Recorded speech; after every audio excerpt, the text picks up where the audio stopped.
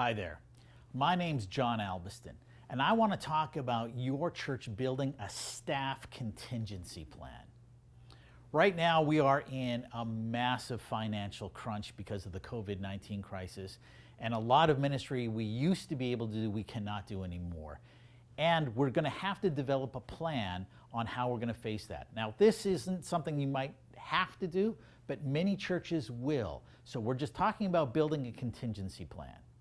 So step number one is to create a staff priority list. So what we're going to do is we're going to list your staff in order from the most essential to the least essential. So most essential typically is going to be your lead pastor. Least essential might be janitorial. Now janitorial, you might not want to cut that completely, but if the building isn't being used, it's not getting that dirty, you will be able to cut back on janitorial significantly.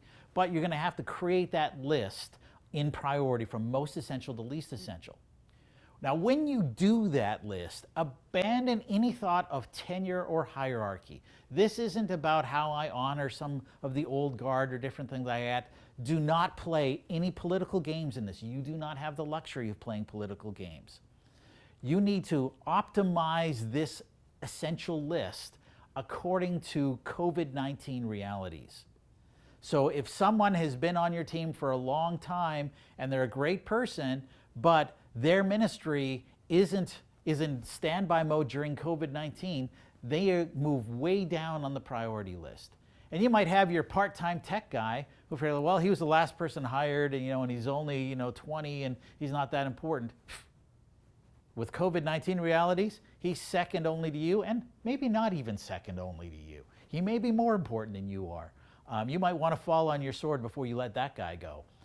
So you need to organize this not according to any traditional understanding or how much you like people, but according to COVID-19 ministry realities. So principles to keep in mind, for example, is online ministry is king. Anybody who's helping online ministry, and that includes your tech guy, someone who's helping you put your services online or participating in that, online small groups, anybody who's helping and doing ministry online, that is essential. Small group ministry is queen. While people still need content, the biggest felt need right now isn't content, but community. People are socially isolated and they're going crazy. Watching your church online is never going to be that impressive, but being able to connect with their friends and being able to make friends, that's going to be a lifesaver. Your small group ministry is absolutely essential at this time. Again, possibly even more essential than the senior pastor. Don't cut small group ministry. And recognize that some ministry is actually cash flow positive. That when you invest in certain ministry positions, it actually helps you generate income. Not every position does that, but some do. And so you need to be wise that in this realm of COVID-19 realities, what are the positions that actually will pay for themselves and what are the positions that are costing you money? Step two is to determine income thresholds. So what I mean by that is when income drops below level A, who on that list goes from full-time to part-time? When it drops below level B, who gets laid off? When it goes level C, who gets laid off next? So develop those income thresholds. You need to know what those income numbers are. Then having that plan in place is going to put your people at ease and prevent irrational decision making. First one, it'll put your staff at ease. Now, it is going to create some anxiety, but at least they're going to understand the why. No staff member ever likes being blindsided. That's one of the worst things you can do to your team, and they are your team. They've trusted in you as a leader. You do not want to blindside them. So you want them to be able to see this coming, and you need them to understand the why. That this is all about COVID-19 realities. It's not about anything being personal or anything else like that. But put your staff at ease. It'll also put your board at ease. That they're probably freaking out as well, your finance team, but if you've got a solid, rational plan, it's going to put them at ease and it's going to increase their esteem of your leadership. Now, the reason we put people at ease is just because we want them to be chill, We want people at ease so they do not panic and do something irrational. We don't want staff members quitting on us irrationally. We don't want board members making irrational decisions. We want to be calm and calculated during this time. We need to keep our heads about us.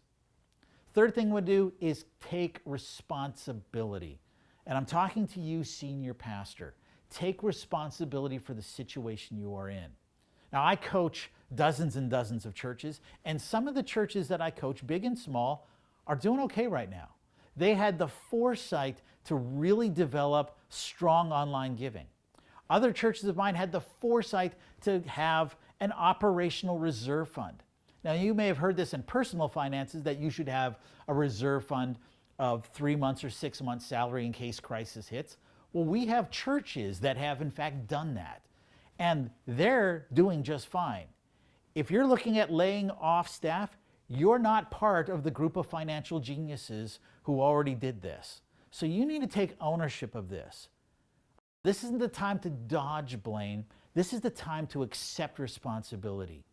And when you accept responsibility rather than dodge blame, people's esteem of your leadership increases. It does not decrease.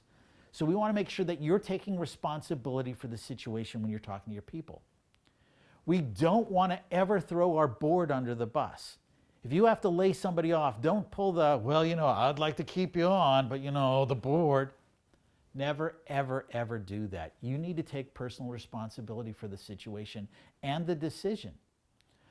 When you pass the buck and say it's somebody else's fault, you might think you're making yourself look good, but the only thing you're doing is making yourself look weak and ineffective. You erode trust in people, not gain trust in people when you pass the buck to the board. And quite frankly, that's just a lame thing to do. Also, don't have the admin team deliver the bad news.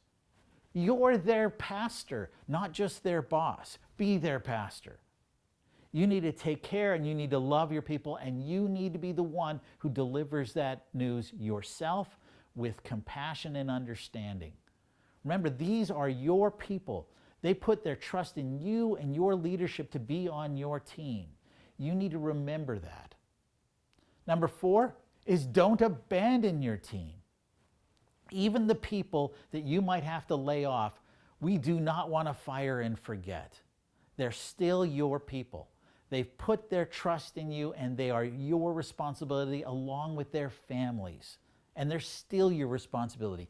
Even though you've lost the capacity and capability of being able to pay them, they are still your moral responsibility. So do not abandon them during this hard time.